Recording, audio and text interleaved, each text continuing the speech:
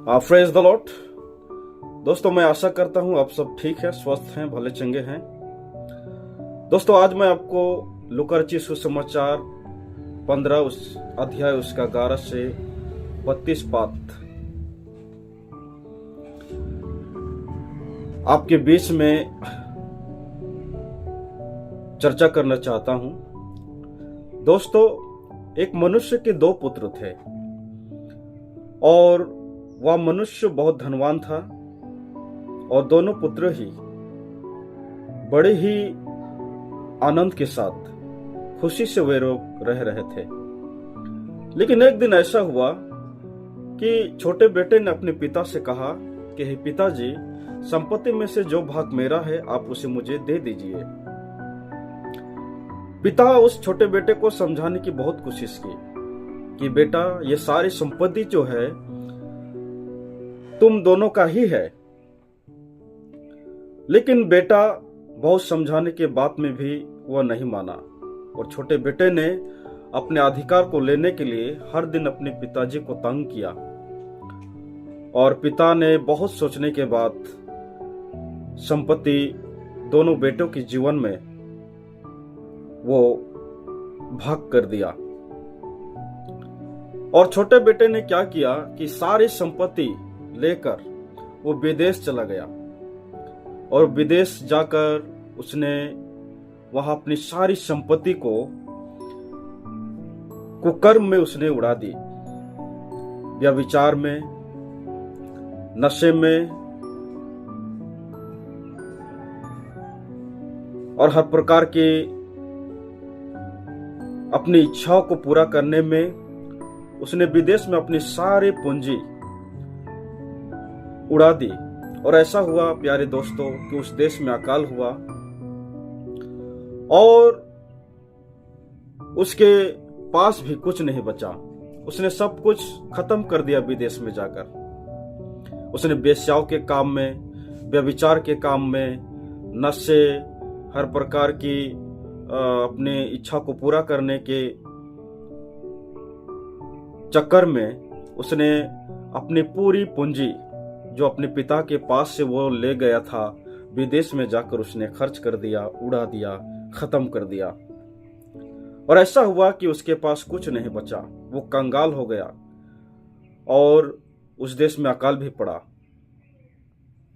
और उसके सारे दोस्तों ने जो विदेश में थे उसे छोड़ दिया क्योंकि उसके पास पैसा खत्म हो चुका था। क्योंकि आज के समय में भी हम इसी तरह के लोगों को देखते हैं। जब तक आपके पास धन है, आपके पास पैसा है, आपके बहुत सारे दोस्त होंगे, बहुत सारे लोग आपको पूछेंगे। लेकिन जैसे ही आपके जीवन से सब कुछ खत्म हो जाता है तो लोग आपको छोड़ देते हैं। यहां तक कि आपके प्रियजन अपने भी आपको छोड़ देते हैं। और ऐसे ही हुआ। इस बेटे का विदेश में बहुत सारे मित्र थे और हर दिन वो अपने मित्रों के साथ आनंद करता था। और जब उसका पैसा खत्म हो चुका तो उसके मित्र, उसके जितने भी उसके आसपास थे, सबों ने उसे छोड़ दिया। और वहां अकाल हुआ और एक घर में जाकर उसने सुअर चराने की काम मांगा। और उसी सुअर में से जो दाना जो सुअरों को खिलाया जाता था उसी में से वो क्या करता था, खाता था। और इस रीति से उसका जीवन था विदेश में। लेकिन एक दिन उसने सोचा कि मेरे पिता के घर में इतने सारे दास दासियां हैं, मेरे पिता के घर में खाने पीने के लिए कोई भी वस्तु की कमी घटी नहीं है और आज मैं यहां भूखा मर रहा हूं। वो अपने आप में सोचने लगा, वो रोने लगा विदेश में, क्योंकि उसके पास खाने के लिए विदेश में कुछ नहीं था। वो अपने पिताजी को याद कर रहा है, अपने घर को याद कर रहा है, अपने देश को वो याद कर रहा है कि मेरे देश में मेरे पिता के पास बहुत सारा धन है, संपत्ति है और मेरे पिताजी के 10 दासी भी मेरे पिता के साथ बैठकर उठते बैठते खाते पीते हैं और आज मैं यहाँ भूखा मर रहा हूं। मेरे पास खाने के लिए कुछ नहीं है, कपड़े पहनने के लिए नहीं है, खाने के लिए नहीं है। वो सोचने लगा और उसने एक दिन निर्णय लिया कि मैं अपने पिता के पास जाऊंगा और अपने पिता से कहूंगा कि हे पिताजी, मैंने परमेश्वर के दृष्टि में और तेरे दृष्टि में पाप किया है। मैं इस लायक नहीं हूं कि तू अपना बेटा मुझे कहे। मैं चाहता हूं कि आप मुझे एक नौकर के समान अपने घर में रखिए। लेकिन पिता, और ऐसे ही हुआ। वो पुत्र एक दिन विदेश से आता है और उसका पिताजी हर दिन उसकी राह को देखता रहता है कि मेरा बेटा आ जाएगा, कल आएगा, परसों आएगा।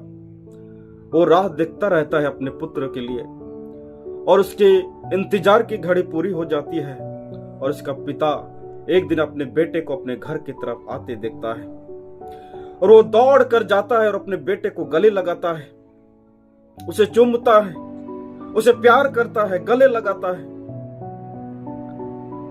और वो बेटा अपने पिता से कहता है कि हे पिताजी, मैंने स्वर्ग की दृष्टि में यानी परमेश्वर की दृष्टि में और तेरी दृष्टि में पाप किया है। मैं इस लायक नहीं हूं कि मैं तेरा बेटा कहलाऊं, इसलिए आप मुझे एक दास के समान, एक नौकर के समान, एक गुलाम की तरह मुझे रखिए। लेकिन पिता ने उसकी बातों पर ध्यान नहीं दिया। पिता ने उसे गले लगाया, उसे चूमा, प्यार किया, क्योंकि पिता पिता ही होता है। अपने पुत्र के प्रति इतना प्रेम भावना केवल पिता ही दिखा सकता है। केवल पिता ही है जो अपने बच्चों की गलतियों को माफ कर सकता है। और ऐसा ही हुआ इस बेटे के जीवन में। वो विदेश से लौटा, उसके पिता ने उसे गले लगाया, उसे चूमा और अपने दास दासियों से कहता है कि झट से अच्छे कपड़े लाओ, इसे अंगूठियां पहनाओ, ज्योतियां पहनाओ, पला हुआ बछड़ा मारो, क्योंकि ये मेरा बेटा जो खो गया था वो मिल गया है, मर गया था, ये जी गया है। इसलिए आनंद मनाओ, खुशियां मनाओ, खुशियां मनाओ। प्यारे दोस्तों, देखिए पिता का प्रेम कैसा है एक बेटे के लिए। कहीं आप में से ऐसे लोग तो नहीं हैं कि अपने घर भर छोड़कर, अपने परिवार, माता पिता को छोड़कर, भाई बहनों को छोड़कर विदेश में रंगरलियां मनाने के लिए गए हों, अपने घर से बहुत सारा धन संपत्ति लेकर गए हों और विदेश में मेरे परिवार नहीं देख रहा है, मेरा कोई नहीं देख रहा है कह करके आप विदेश में अपने पैसों को, अपने धन को वेश्या के कामों में, व्यभिचार के कामों में, कुकर में तो नहीं उड़ा रहे। दोस्तों, आप भी, आज भी आपके पास समय है, आप भी, आपके पास समय है, लौट आइए। आपके परिवार आपका इंतजार कर रहा है, आपके पिता, आपके माता आपके इंतजार में है। कितने दूर आप, कितने दिन तक आप दूर रहकर अपने माता पिता को दुखी करके रखेंगे? कितने दिन आप अपने परिवार को परेशान करके रखेंगे? इसलिए लौट कर आइए। आपका परिवार, आपके माता पिता आपके इंतजार में है। दोस्तों, परमेश्वर का वचन कहता है कि इसी रीति से परमेश्वर भी हमें प्रेम करता है। वो हमें गले लगाने के लिए तैयार है। वो हमारे अधर्म को देखकर, हमारे बुरे कामों को देखकर वो हमें दंड की आज्ञा नहीं देता है। प्यारे दोस्तों, परमेश्वर का वचन कहता है इसी पिता के समान हमारा परमेश्वर भी हमें गले लगाने के लिए तैयार है। वो हमें प्यार करने के लिए तैयार है।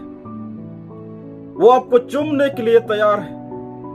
वो आपके पापों को नहीं देखता है। प्यारे दोस्तों, इसलिए आप लौट आइए, रिपेंट कीजिए, परमेश्वर के आगे झुकिए। परमेश्वर आपको गले लगाने के लिए तैयार है। जैसे इस बेटे को उसके पिता ने गले लगाया, उसे चूमा, प्यार किया, उसके लिए पार्टी दी। इसी रीति से दोस्तों, एक मन फिराने वाले व्यक्ति के विषय में स्वर्ग में इतना ही आनंद होता है, हमें बाइबल बताता है, इतना ही आनंद होता है स्वर्ग में कि एक मनुष्य फिरे। इससे बड़ा बात परमेश्वर के लिए नहीं होता। इससे बड़ी बात और कोई नहीं है, कुछ नहीं है। प्यारे दोस्तों, ये पिता का प्रेम ही है। ये पिता का एक प्रेम ही है जो आपके पापों के अनुसार आपको दंड की आज्ञा नहीं देती, दंड की आज्ञा नहीं देती। लेकिन आप और हम अगर होते उस जगह में, तो उस बेटे को फिर से भगा देते शायद, कि ये बेटा दोबारा मेरे पास आया है, इसे भगाओ, मारो पीटो, यहां से भगाओ। अपने पूरे संपत्ति लेकर खत्म कर दिया, फिर से यहां लेने के लिए आया है, इसे भगाओ। इस तरह की सोच विचार शायद हम और आप रखते। लेकिन पिता के प्रेम को देखिए, उस परमेश्वर के प्रेम को देखिए। वो आपके पापों को देखकर वो शर्माता नहीं, वो लजाता नहीं, और आपके पापों के अनुसार वो दंड भी आपको नहीं देता है। सिर्फ आपको इतना करना है कि परमेश्वर के आगे आना है, रिपेंट करना है। Repent and come to the Lord and remain in the Lord. परमेश्वर आपको प्रेम करने के लिए तैयार है, वो आपको गले लगाने के लिए तैयार है। इससे बड़ा प्रेम और दुनिया में नहीं है प्यारे दोस्तों, कि परमेश्वर आपसे प्रेम रखता है। वो आप भी आपके इंतजार में हैं। आप जहां भी खोए हुए हैं, किसी भी सिचुएशन में हैं, परमेश्वर अपने पास, ये बेटा आएगा, ये बेटी आएगा, इस प्रकार की चिंता में वो इंतजार कर रहा है।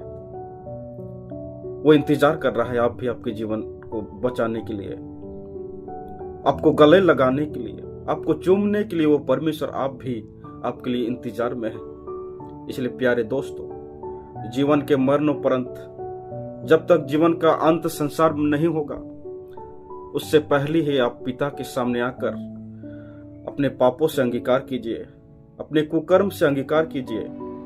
वही आपको प्रेम करने वाला परमेश्वर है। वो आपको गले लगाएगा, वो आपको चूमेगा, वो आपको प्यार करेगा, और आपके पापों को अनुसार आपको दंड नहीं देगा। एक पिता अपने पुत्र के गलतियों को स्मरण नहीं रखता है प्यारे दोस्तों, स्मरण नहीं रखता है। इसलिए बाइबल भी हमें बताता है कि परमेश्वर का प्रेम हमारे सारे पापों को ढक देता है। परमेश्वर का प्रेम हमारे सारे अधर्मों को ढक देता है। इसलिए रिपेंट कीजिए, परमेश्वर के सन्मुख आइए। Praise the Lord.